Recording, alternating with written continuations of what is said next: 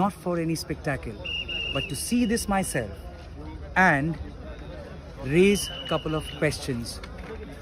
Questions demand answer, purely because more than 230 people have died. More than 900 people are injured, several are battling for their lives. Thus, questions will be raised. Who sees it how? It's their prerogative. Question number one, how did three trains collided at the same time, around the same space, and whether there was any fault as far as signaling is concerned?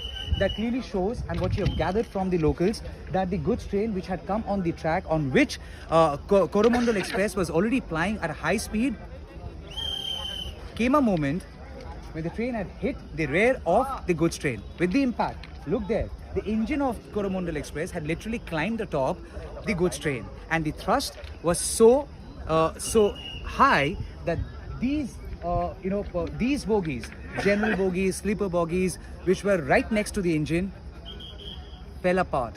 The impact was so massive, bogies turtled.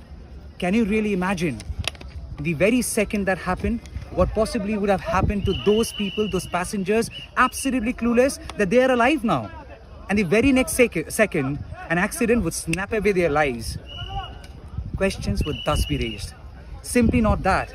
After this accident happened, this collision happened, and the impact when got carried forward to the remaining bogies of Coromandel Express, and it bounced off, derailed on this very track. On this track was coming your Shalimar Express, and that too had hit Coromandel Express, which was already impacted. Three trains collided, met with a fatal accident. Just a tragedy? Act of God? Or is this somebody's fault? If yes, whose? Who would take the accountability? And who would answer to these bereaved families? Some were also there for a joyride, which has now ended into a disaster. Their lives have been paralyzed, changed forever. And no one should ever forget that. In Odisha Balasore, this is Samal Shah for NTT.